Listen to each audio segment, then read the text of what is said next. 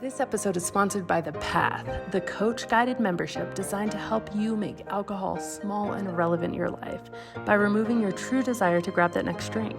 Our science-based, compassion-led program allows you not only to shift your behavior and your relationship around alcohol, but more importantly, uncover and reprogram your subconscious conditioning and neural connections that have been keeping you stuck for years.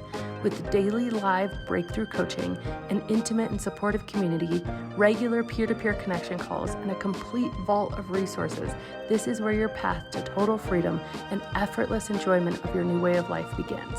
Join us at nakedmindpath.com. Hi, this is Annie Grace. Welcome to this Naked Mind podcast. I am actually going to share with you a coaching question today instead of a reader's question. And I coach live inside our Path program. And I have such a beautiful opportunity to connect with people who are in the journey and going through things. And this was such a good question.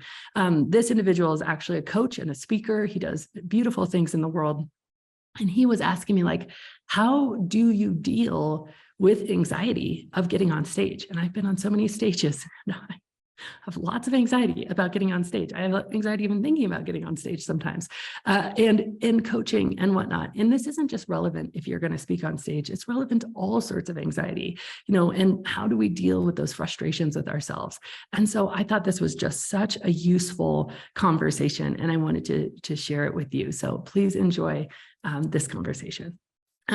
Being somebody who other people pay for my advice, my expertise, pay me to go on stage, pay me to coach them, all this stuff. It's like, there's a level of like, well, then I should for sure have figured this out, right?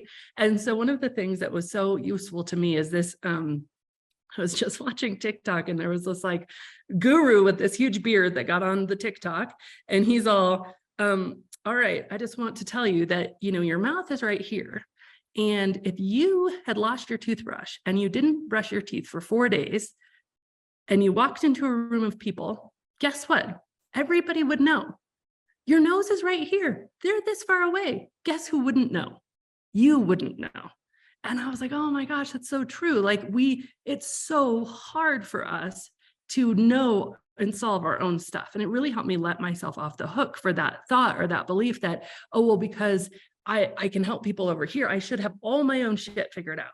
And like, the reality is like, that's just not true. So I have a relationship coach that helps me with my marriage. I have a spiritual coach that helps me like keep my head on straight so that, getting recognized in the airport or at a restaurant doesn't like make me think I'm too important for myself. I've got a business coach that helps me like maintain, actually own a business, which is totally something I've never done before and is wildly hard.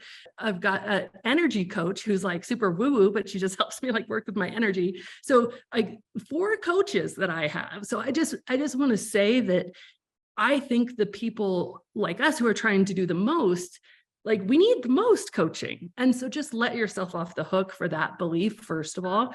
I think that's really, really important. And for anybody who feels like, well, I'm a teacher, like I teach little kids and stuff. Why am I, like there's so many times where I've literally been sitting in a room, like a conference or something, and I'll be with one of my teammates or one of my coaches, and I'll be writing notes. I was like, that was so good. And they'll be like, you literally said that like 2 weeks ago. And I'm like, oh, really? For some reason, like does not compute, right?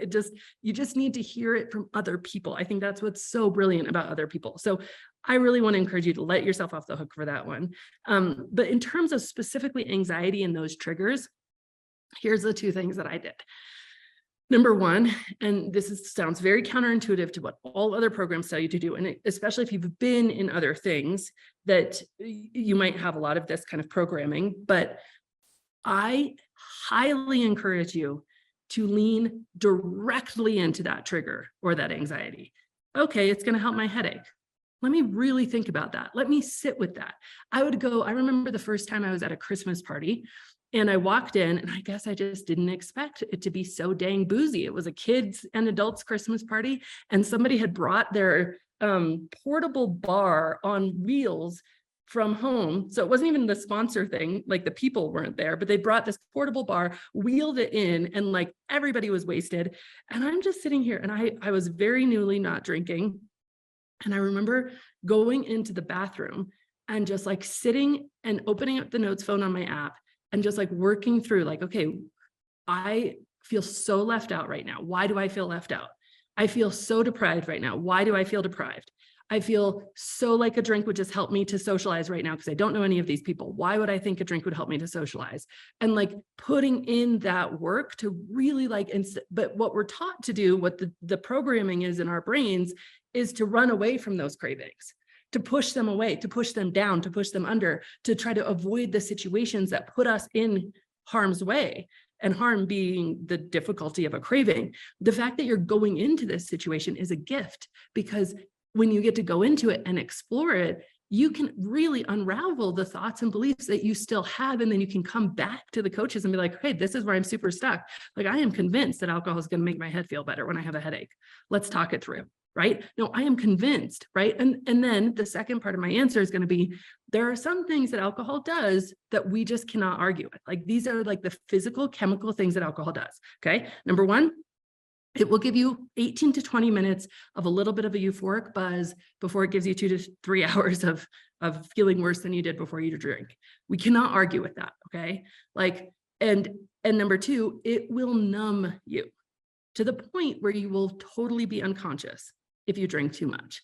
They used to use it for surgery. It used to be an anesthetic. Okay. So when we think of that, when you're talking about anxiety to get on stage, like that wasn't something I could just tell myself, well, it doesn't do that. No, it really would have numbed my nerves. All right. So I reframed my anxiety in 2 ways. I said, number one, people do drugs to feel this way. This feeling is not typical in my life.